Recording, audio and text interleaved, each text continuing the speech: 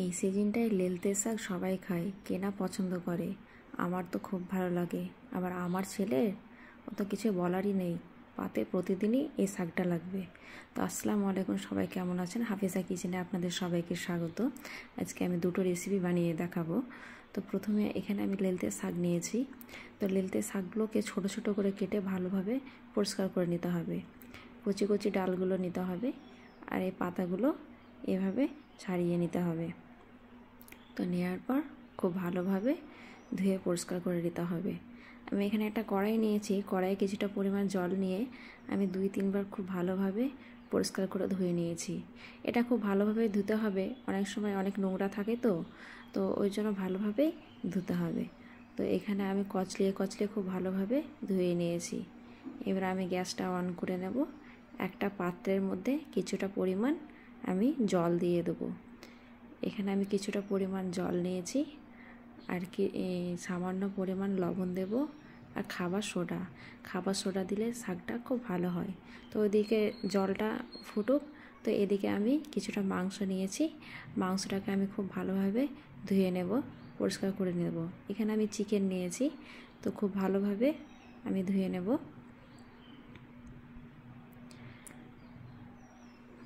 তো দেখুন খুব ভালোভাবে পরিষ্কার করে ধুয়ে নিয়েছি।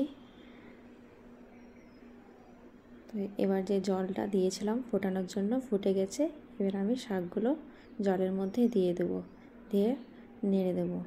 তো চলুন শাকটা সেদ্ধ হোক, আমি এদিকে মাংসের জন্য পেঁয়াজগুলো কেটে নিই। তো এখানে আমি কিছুটা পরিমাণ পেঁয়াজ নিয়েছি, কাঁচা লঙ্কা নিয়েছি, ধনেপাতা নিয়েছি।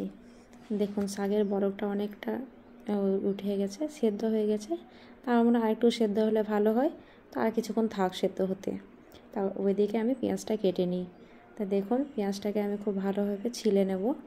ছিলে নেওয়ার পর প্রত্যেকটা চোকাগুলো ছাড়িয়ে নেব। ছাড়িয়ে নিয়ে খুব ভালোভাবে আগে আমি ধুয়ে নেব।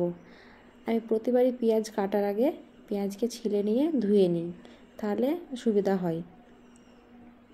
তা দেখুন এবারে আমি পেঁয়াজগুলোকে কেটে নেব। ছোট ছোট টুকরো টুকরো করে কেটে নিতে হবে। তো দেখুন একদম পাতলা পাতলা করে চিকেনের পেঁয়াজ কেটে নিচ্ছি। তো দেখুন এখানে পেঁয়াজটা কাটা হয়ে গেছে। এবার আমি এখানে কিছুটা ধনেপাতা নিয়েছি, ধনেপাতাটাকেও কুচি কুচি করে কেটে নেব।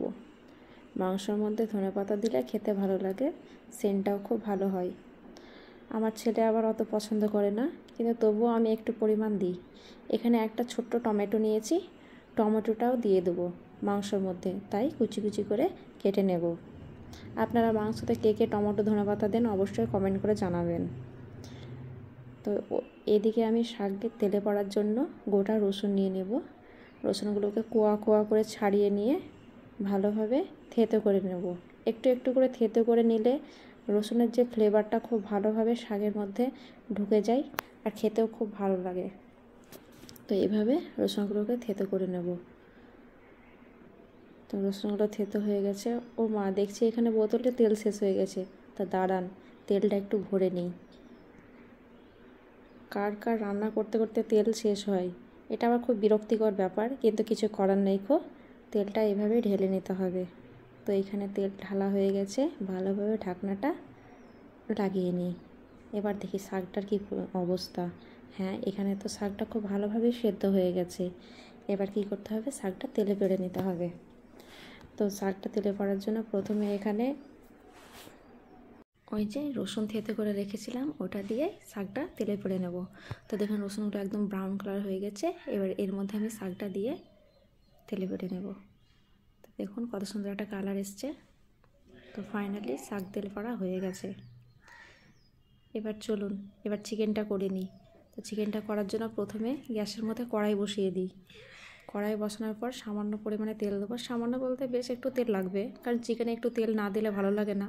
চিকেনে একটু ঝাল ঝাল হবে, একটু মশলা হবে, তবে তো চিকেনটা খেতে ভালো লাগবে।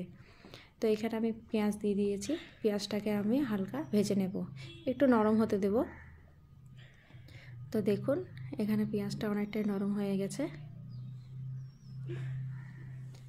তো এবার পেঁয়াজের মধ্যে আমি একটু আদা রসুন বাটা দেবো। তো আদা রসুন বাটাটা দেওয়ার পর আমি আবারও ভালোভাবে মিক্স করে নেব। তো এখানে মিক্স করা হয়ে গেছে। এবার এক এক করে আমি মশলাগুলো অ্যাড করি। এখানে স্বাদ মতো লবণ দিয়েছি, হলুদ দিয়েছি, লঙ্কা গুঁড়ো। এবার ভালোভাবে নেড়ে নেব। এখন আমি সব মশলা দেব না, এখন চিকেনটা দিয়ে একটু করে নেব, মশলাটা নেড়ে নেব, দিয়ে তখন পরে আবার অ্যাড করব। এখানে আমি এই যে কুচি করে রাখা টমেটোটা দিয়েছি, আর দিয়েছি কাঁচা লঙ্কা, তেজপাতা। আবারও ভালোভাবে নেড়ে নেব। তো এখানে অনেকটা নাড়া হয়ে গেছে, পেঁয়াজটা নরম হয়ে এসছে। এবার আমি চিকেনটা দিয়ে দেব। তো এখানটা চিকেনটা দিয়ে না আমি কিছুক্ষণ নেড়ে নেব। চিকেনটা নেড়ে নেওয়ার পর আমি চিকেনটা ঢাকা দিয়ে দেবো। তো আপনাদের যদি ভিডিওটা ভালো লাগে তো অবশ্যই লাইক, কমেন্ট, শেয়ার করবেন, আর সাবস্ক্রাইব তো অবশ্যই করবেন। তো দেখুন চিকেনটা অনেকটা কষানো হয়ে গেছে। এবার আবারও ভালোভাবে আমি নেড়ে দেবো।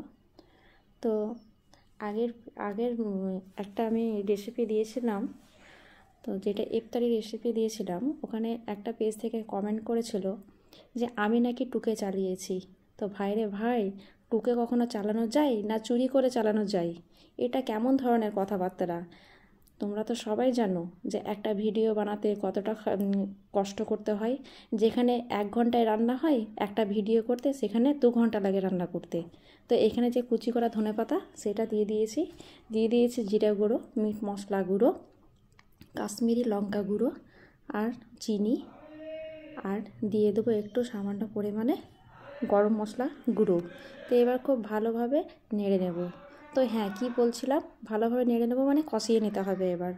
তো আমি কি বলছিলাম, হ্যাঁ, যে চুরি করেছি, আমি অন্যের ভিডিও চুরি করেছি। তো ভাইরে ভাই, অন্য ভিডিও চুরি করে কখনো চালানো যায়?